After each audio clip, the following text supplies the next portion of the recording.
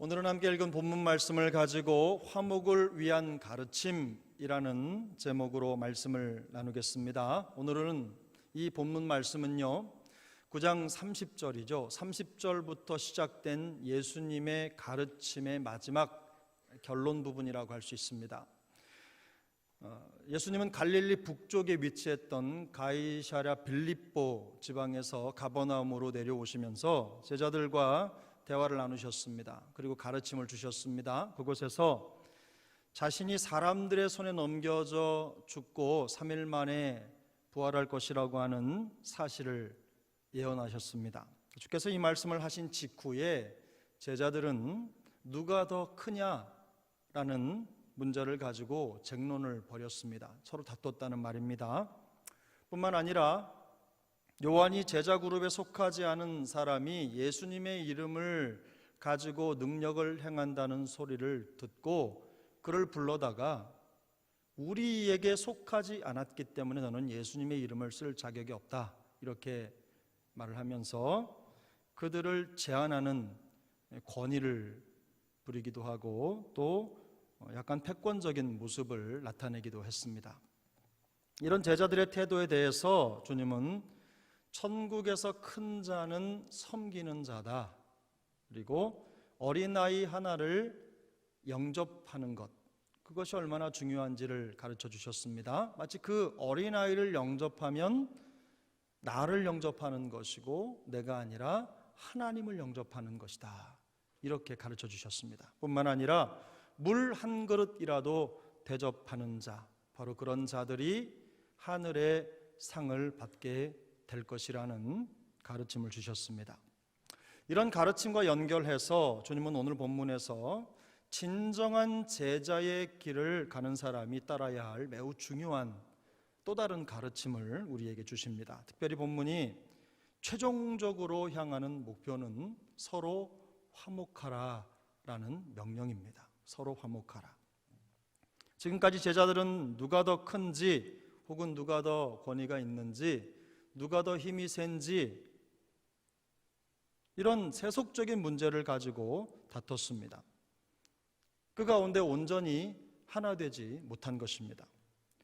주님은 이런 불안정한 마음으로 공동체의 불화를 조장하는 이 제자들을 향해서 결론적으로 서로 화목하라라고 명령을 하고 계신 것입니다. 그러면 어떻게 제자들은 서로 화목할 수 있습니까? 사실 오늘 본문은 어마무시한 그런 내용입니다. 우리가 이 내용을 그냥 읽는 것만으로도 오금이 저릴 정도로 예수님이 말씀을 하셨고 이 내용을 가만히 읽고 있다 보면 정말 사랑이신 주님이 이 말씀을 하셨을까 하는 의구심이 들 정도로 당혹스럽고 원색적인 말씀입니다. 주님께서 이렇게까지 극단적으로 말씀하시는 이유는 그만큼 이 가르침이 제자들에게 중요하다는 말입니다. 그만큼 지금 주님께서 말씀하시는 이 가르침이 예수님의 제자로 부름받은 그 하나님의 사람들에게 있어서 중요하다는 것을 강조하고 있는 것이죠. 그만큼 엄중하다는 것입니다. 그리고 이 주님의 가르침을 주님의 제자들이 반드시 기억하기를 주님이 원하셨던 것입니다. 제자들에게 화목에 대한 가르침을 주시는 이 주님의 엄중한 말씀 속에는요 크게 한 개의 경고와 한 개의 깊은 권면이 들어 있습니다. 본문이 42절부터 50절까지 길지만 사실은 주제는 딱 이렇게 두 개입니다. 하나의 경고 그리고 하나의 교훈입니다. 가르침. 첫 번째 경고의 메시지입니다. 이 경고의 메시지는 실족하게 하지 말라는 것입니다. 따라 하시죠. 실족하게 하지 말라. 한 번 더요. 실족하게 하지 말라. 네, 이것은 엄중한 경고입니다. 경고의 말씀이에요. 그런데 이 실족하게 하지 말라라는 경고의 말씀은 다시 그 대상에 따라서 두 개의 경고로 나누어집니다. 첫 번째는 다른 사람을 실족하게 하지 말라는 것입니다. 오늘 본문 42절인데요. 같이 읽습니다. 또 누구든지 나를 믿는 이 작은 자들 중 하나라도 실족하게 하면 차라리 연자 맷돌이 그 목에 매여 바다에 던져지는 것이 나으리라. 아멘. 주님은 나를 믿는 이 작은 자들 중 하나라도 실족하게 하면 차라리 연자 맷돌을 그 목에 메어 달고 바다에 던져지는 것이 낫다고 경고하셨어요. 나를 믿는 이 작은 자, 그 사람이 누구인지 본문에서는 정확하게 가르쳐 주지 않습니다. 그러나 주님은 일전에 어린 아이를 가운데 세워두고 제자들을 가르치신 적이 있어요. 이 작은 자라는 표현에서 알 수 있듯이 주님이 말씀하시는 다른 사람은 어린아이처럼 실족하기 쉬운 사람들, 또 연약하고 자기 결정권이 없고 여전히 보호가 필요한 사람들이라는 것을 짐작할 수 있습니다. 특히 나를 믿는 이 작은 자들 중에 하나라고 하는 표현을 통해서 우리는 이 작은 자가 예수님을 믿는 사람이라는 것을 알 수 있어요. 예수님을 믿기는 하지만 여전히 믿음으로 홀로 서기를 하지 못하는 그런 사람, 영적으로 보면 실패에 취약한 사람들, 은혜 안에 있다고 하지만 그 은혜의 깊이를 누리지 못하고 종종 넘어지고, 그리고 신앙의 기운을 빼앗기고 강건한 믿음의 삶을 이어가지 못하는 그런 사람들이라는 것을 우리가 알 수 있습니다. 누구나 취약한 면이 있게 마련이지만 요즘으로 말하면 교회에 새로 입문한 새신자들이나 혹은 교회에 오래 다녔더라도 아직까지 신앙이 성숙하지 못한 유약한 성도들을 말하는 것입니다. 여기에는 어린 영아에서부터 유치부, 그리고 유초등부, 중고등부, 그리고 청년에 이르기까지 모든 계층을 망라하는 그런 대상이 다 포함될 수 있어요. 실족하게 하면 이라는 말은요, 문자적으로 함정에 빠지게 하면 이런 뜻이에요. 함정에 빠지게 하면 혹은 휘청거리게 하는 원인이 되면 이런 뜻이에요. 그러니까 연약한 사람들의 마음을 흔들어서 그가 신앙적으로 자리 잡지 못하고 믿음의 죄를 짓고 불신앙의 죄를 짓도록 그를 그렇게 만들면 이라는 의미가 이 마음속에, 이 말씀 속에 담겨 있는 거죠. 그들을 선동하고 그 마음속을 유혹해서 그들로 하여금 덫에 걸리게 하고 휘청거리게 하면 이라는 뜻입니다. 그런 사람들은 연자 맷돌을 그 목에 매달아서 바다에 던져지는 것이 낫다. 이것이 주님의 말씀입니다. 연자 맷돌은 문자적으로 나귀의 돌이라는 의미가 있어요. 사람의 힘으로는 옮길 수 없고 짐승의 힘을 빌려야지만 옮겨 놓을 수 있는 큰 돌을 말하는 것입니다.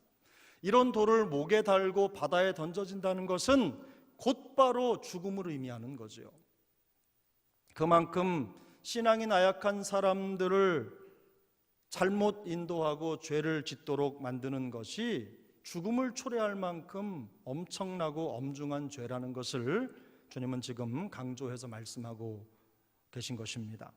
우리는 본의 아니게 다른 사람들의 신앙생활을 휘청거리게 하고 죄를 짓도록 만들 수 있습니다. 아주 대표적인 예가 우리 자녀들을 그렇게 만들 수 있는데, 집에 가서 자녀들이 있는 데서 그냥 교회 비방이나 하고 목회자 욕이나 하고 다른 성도들 뒷담화나 하고 이런 모습을 본 자녀들이요, 바르게 자랄 가능성이 별로 없습니다. 어떤 자리든지 간에 우리가 하나님 앞에서 연약한 사람들, 이 말을 들으면 상처받고 힘들 사람들에 대한 부분들을 고려하고 생각해야 되는 거예요. 혹이라도 무슨 말을 하더라도 항상 주변을 돌아보고 이 말을 들어서 상처받고 믿음을 잃어버릴 지체가 한 사람이라도 있다면 우리가 주의하고, 그렇지 않아도 주의해야 되지만 그런 경우가 있다면 항상 주의하고 우리가 조심해야 된다는 것입니다. 목사인 저 자신을 포함해서 이 자리에 있는 우리 모두가 다 이런 죄에서 자유롭지 못할 것입니다. 우리 중 누구라도 어느 순간 방심하고 부주의한 말과 행동으로 다른 사람을 실족하게 할 수 있다는 뜻입니다. 우리 모두가 이런 엄중한 주님의 말씀을 가슴 깊이 받아들이고 더욱 조심하고 주의해서 이런 죄의 덫에 빠지지 않기를 예수님의 이름으로 축복합니다. 다음으로는요, 자기 자신을 실족하게 하지 말라는 경고입니다. 다른 사람뿐만 아니라 자기 자신, 자기가 자기를 실족하게 하지 말라는 거예요. 본문 43절인데 43절을 같이 읽겠습니다. 만일 내 손이 너를 범죄하게 하거든 찍어버리라.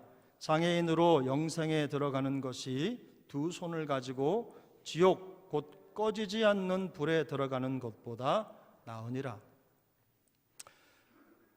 이 본문에는 실족하게 하지 말라, 실족하게 하다라는 말이 없는 것처럼 보입니다. 그런데 여기 범죄하게 하거든, 이 말이 실족하게 하다라는 말하고 똑같은 말입니다. 성경 원문을 보면 같은 단어를 사용하고 있어요. 같은 헬라어 단어를. 그래서 번역을 다르게 했을 뿐이지만 원문상 똑같은 동사입니다.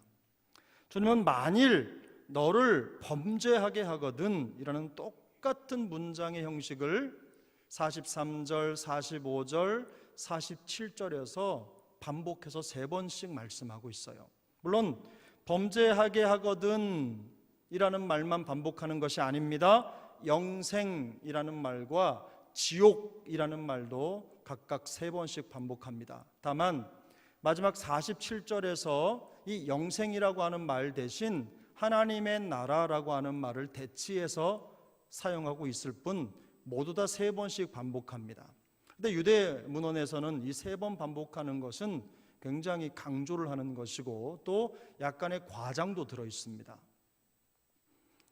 주님은 손과 발이 범죄하면 그것을 찍어버리고 눈이 범죄하면 그것을 빼어버리라는 극단적인 표현을 사용하셔서 말씀을 하십니다. 과장이죠. 실제로 손과 발을 자르거나 눈을 빼라는 뜻이 아닙니다. 유대인들은 율법으로 자신의 몸을 자해하거나 목숨을 끊는 것을 엄격하게 금하고 있습니다. 그런데 이 말씀을 읽다가 교회사를 보면 초대 교부 중에 오리겐이라고 하는 사람이 있는데 그 마음속에 일어나는 정욕을 주체하지 못해서, 절제하지 못해서 결국은 오리겐은 스스로 거세를 했습니다. 그러나 만일 우리가 이 말씀을 문자적으로 받아서 실제로 범죄한 손이나 발을 자르고 눈을 뺀다면 우리 중에 멀쩡히 앉아서 예배 드릴 수 있는 사람이 과연 누가 있겠습니까? 다 손 하나 없는 사람, 어떤 사람은 2개 다 없고 팔 없고 눈이 없는 상태로 예배하는 방법밖에 없을 거예요. 그건 무서워서 교회에 못 올 겁니다.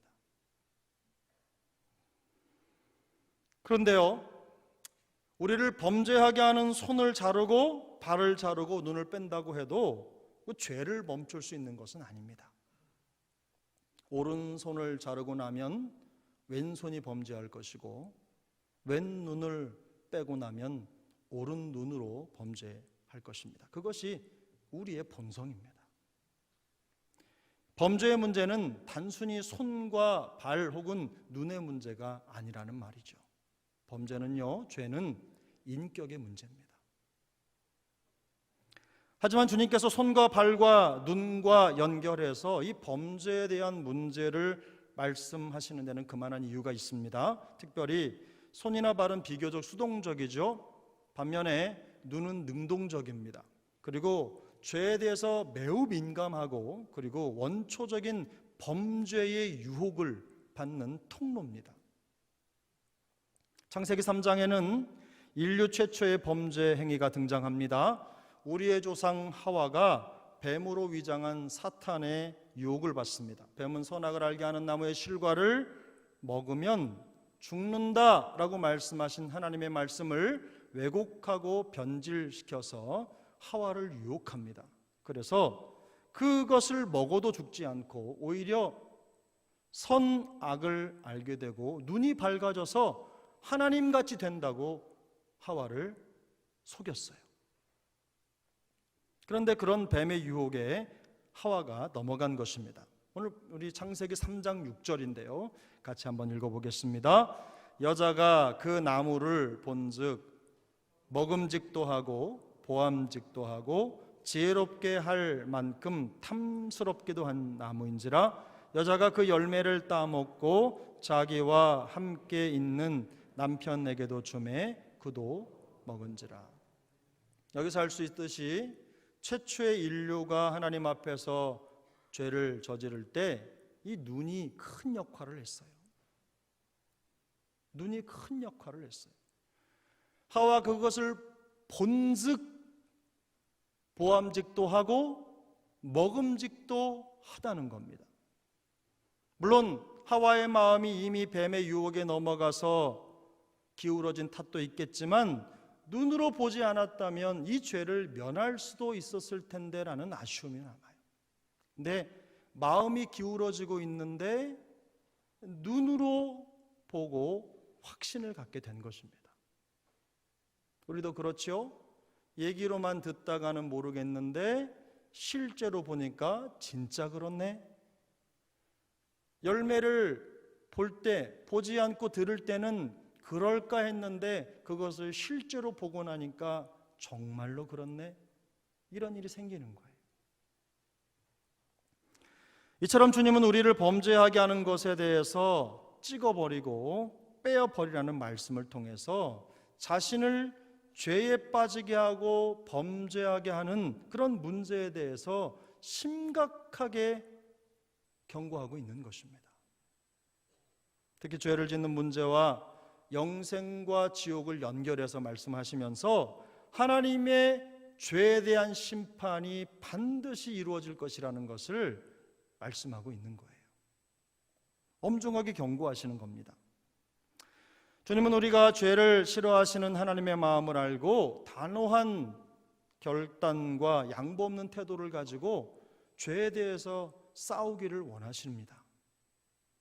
물론 우리 중에 죄를 즐기는 사람은 없습니다. 적어도 우리가 구원받은 하나님의 백성으로서 죄에 대해서 아무런 꺼리낌 없이 그냥 죄를 짓고 사는 사람은 없어요.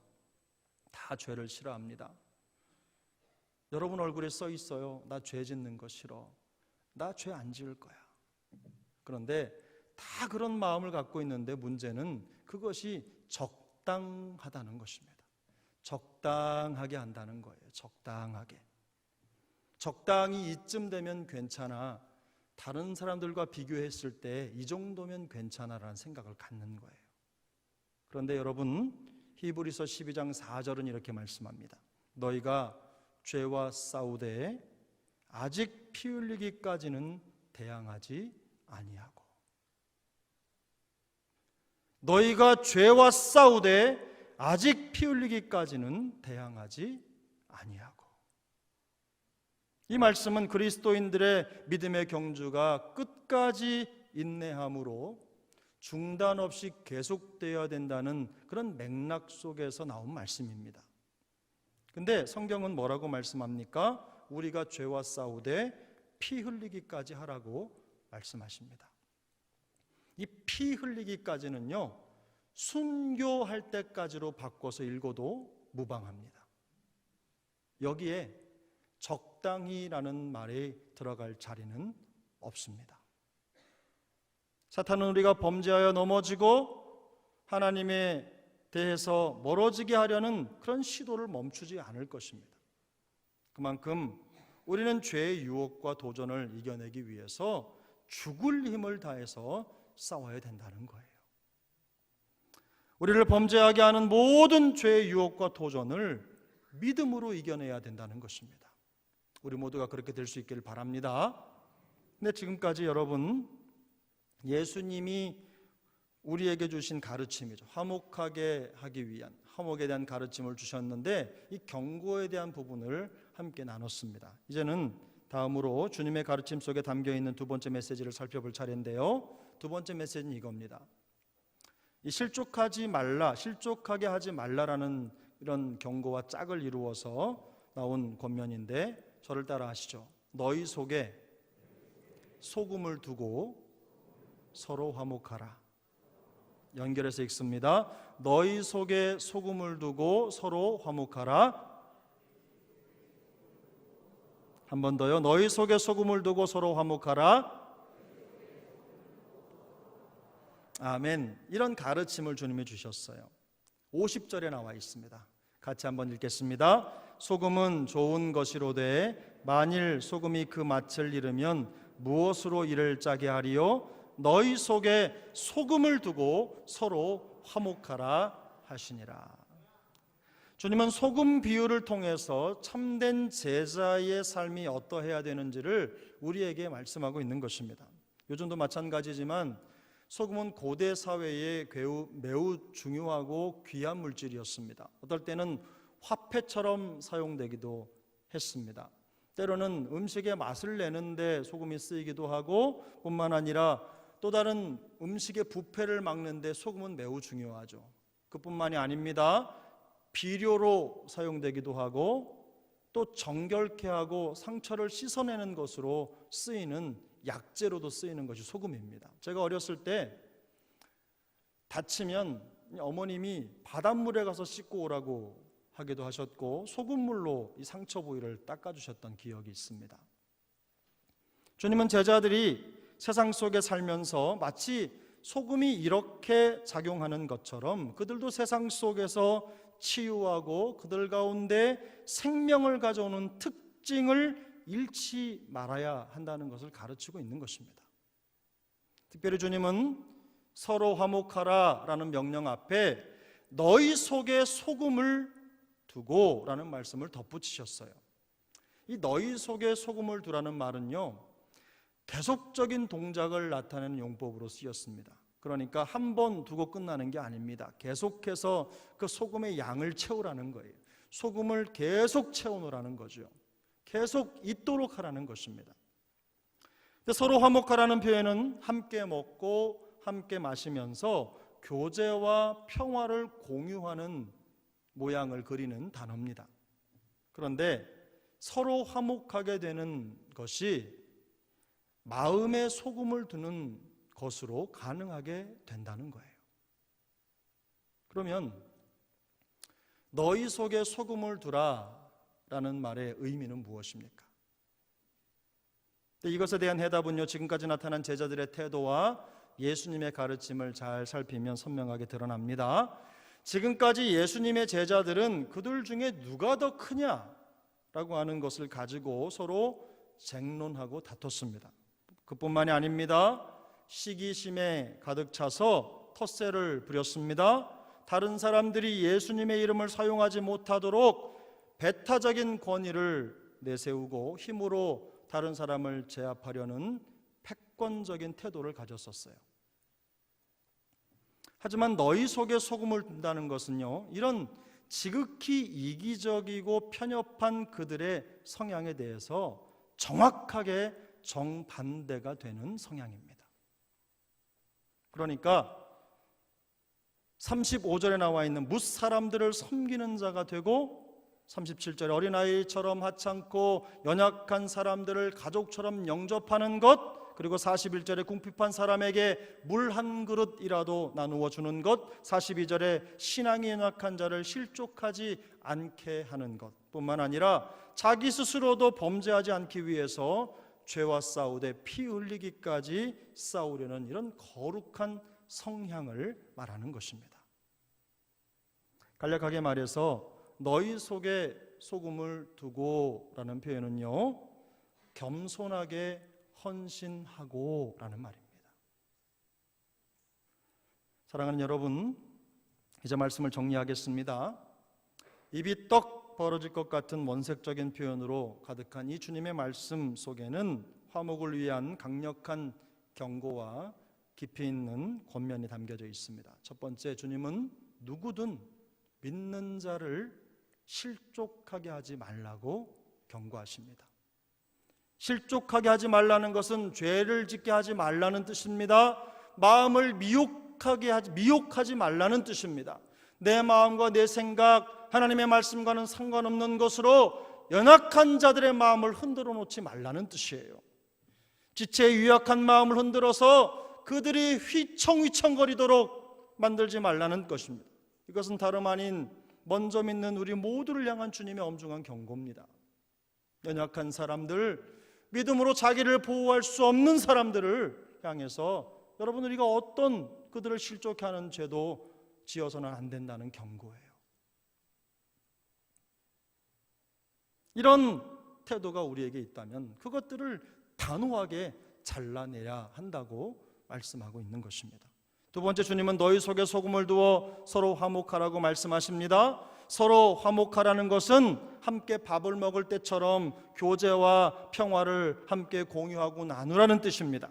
너희 속에 소금을 두라는 것은 서로에 대한 겸손한 헌신의 태도를 가지라는 말씀입니다. 영적으로 취약한 지체들을 섬기는 겸손한 헌신이 있을 때 공동체가 서로 화목하게 된다는 말씀입니다. 우리 교회가 이렇게 되기 위해서는요, 습관이 좀 필요해요. 작은 배려, 작은 관심, 작은 사랑, 작은 섬김의 습관이 필요합니다. 제가 어느 교회에 가보면 그 교회는 그냥 눈으로 딱 보면 입구가 보이는데 입구로 가는 화살표를 다 그려놨어요. 교회 앞에 가면 여기는 어디고 여기는 어디고라고 하는 그런 방향 표시판이 얼마나 예쁘게 잘 그려져 있는지 몰라요.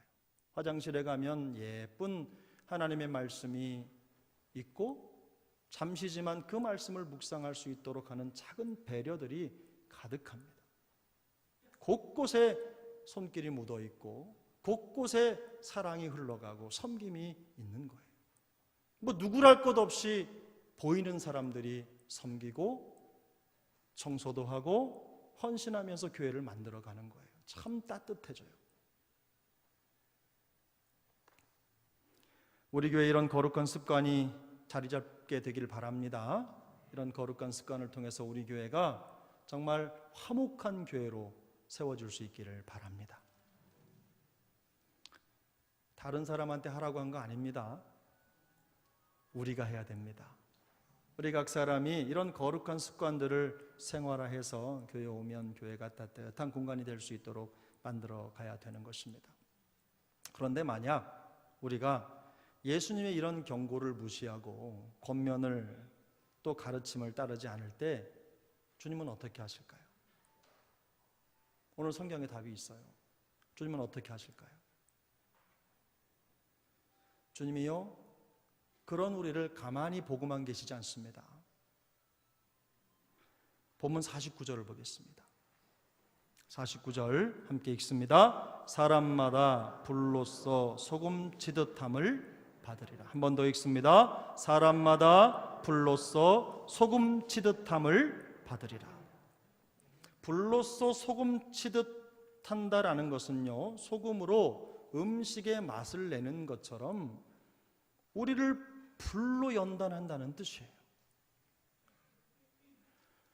불로 연단하는 정화의 과정을 통해서 시련을 통해서라도 우리가 이런 주님의 경고를 깨닫고 그 가르침을 따르도록 하신다는 뜻입니다. 이것이 주님께서 우리를 다루시는 사랑의 방법이에요. 사랑하면 잘못되는 거 그냥 내버려 두는 거 아니잖아요. 그 주님은 우리를 구원하셨습니다. 그리스도 예수의 보혈로 우리에게 구원을 주셨어요. 그래서 이 구원은 결코 폐할 수 없습니다. 주님은 절대로 우리가 받은 구원을 버리실 분이 아니십니다. 하지만 주님은 불의 시험을 통해서라도 우리를 정결하게 하셔서 우리가 맏을 잃은 소금처럼 살아가도록 그냥 내버려 두실 분이 아니라는 거예요. 세상 가운데 아무런 소망도 없고 예수 믿는 흔적도 나타나지 않고 마치 아무런 기능도 없는 맏을 잃은 소금처럼 이 세상 가운데 살아가도록 그냥 두시는 분이 아니라는 거예요. 불로써 소금 치듯함을 통해서라도 우리를 맛깔나는 그리스도인으로 빚으실 준비가 돼 있으시다 라는 것을 성경이 우리에게 보여주고 있는 것입니다.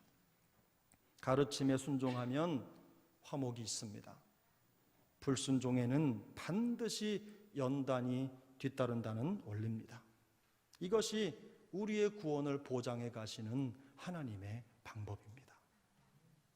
바라겠는 우리 교회 모든 영가족이 공동체의 화목을 위해 주시는 주님의 엄중한 경고와 가르침을 잘 지키는 말씀 순종 공동체가 될 수 있기를 바랍니다. 마지막으로 말씀 한 곳을 찾아 읽고 마무리를 하겠습니다. 빌립보서 2장 2절부터 5절입니다. 빌립보서 2장 2절부터 5절 함께 읽습니다. 마음을 같이하여 같은 사랑을 가지고 뜻을 합하여 한 마음을 품어 아무 일에든지 다툼이나 허용으로 하지 말고 오직 겸손한 마음으로 각각 자기보다 남을 낮게 여기고 각각 자기 일을 돌볼 뿐더러 또한 각각 다른 사람들의 일을 돌보아 나의 기쁨을 충만하게 하라. 너희 안에 이 마음을 품으라. 곧 그리스도 예수의 마음이니. 할렐루야. 우리 교회가 누구든지 실족하지 않게 하고 또 마음속에 소금을 두고 서로 화목하며 주님을 기쁘시게 하는 예수 사랑 공동체가 될 수 있기를 예수님의 이름으로 축복합니다. 예수 마음 공동체가 될 수 있기를 예수님의 이름으로 간절히 축복합니다. 기도하겠습니다.